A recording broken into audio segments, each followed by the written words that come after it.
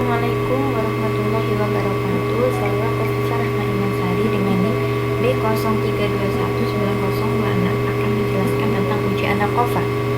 Yang pertama kita siapkan yaitu data hasil nilai akhir belajar kelompok maupun mandiri masing-masing sebanyak 50, kemudian ada SPS.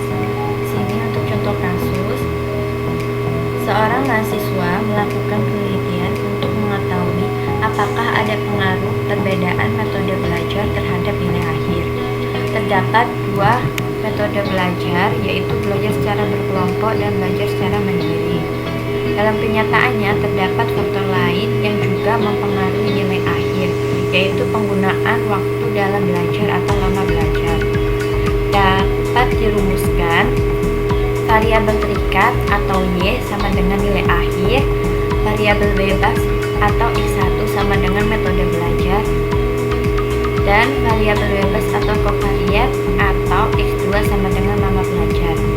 Di sini untuk lama belajar kita gunakan acak antara angka 1 sampai 9 yang nanti satuannya adalah jam.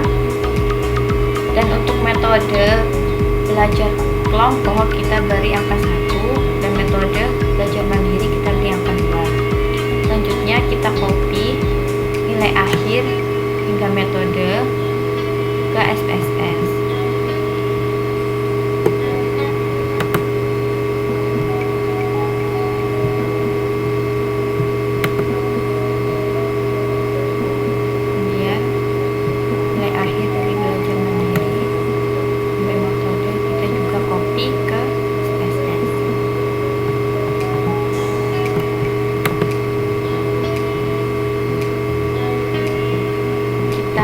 Paste di bawah nilai akhir belajar kelompok.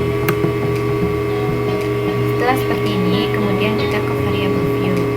Untuk kolom name kita isi sesuai yang di Excel tadi.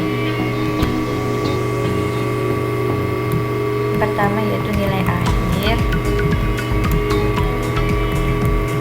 kemudian lama belajar,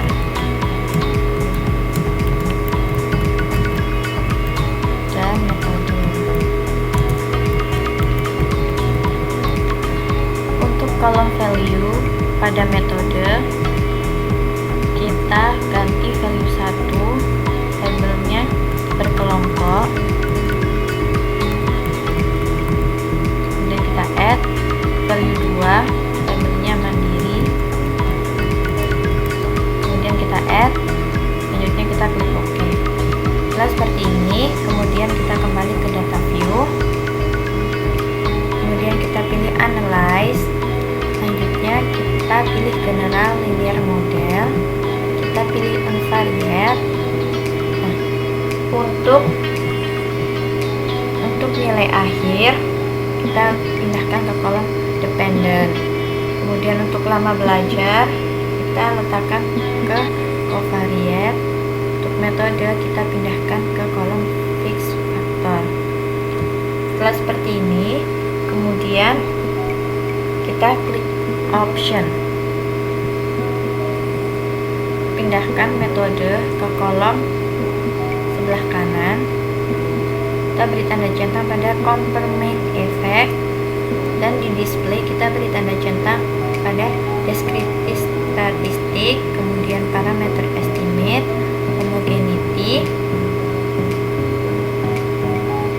test. Kemudian kita klik continue.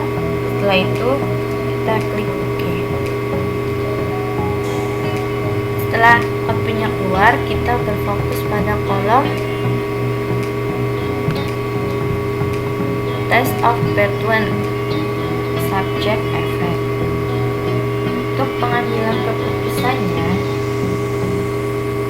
berdasarkan tabel di atas, nilai signifikansi untuk covariate atau lama belajar sebesar 0,796, maka HO diterima atau dapat dikatakan tidak ada hubungan linier antara lama belajar dengan nilai akhir yang diperoleh. Kemudian, untuk nilai signifikansi metode belajar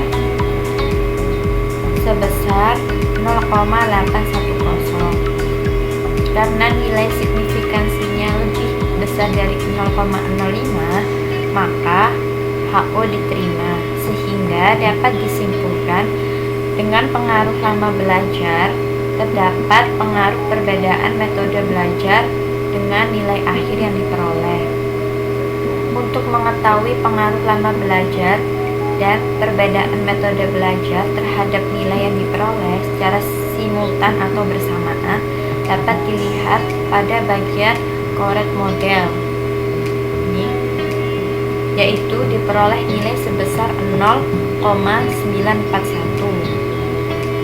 Karena nilai signifikansinya lebih besar dari 0,05, maka HO diterima, atau dapat disimpulkan bahwa secara simultan metode belajar dan lama belajar tidak berpengaruh terhadap nilai akhir yang diperoleh.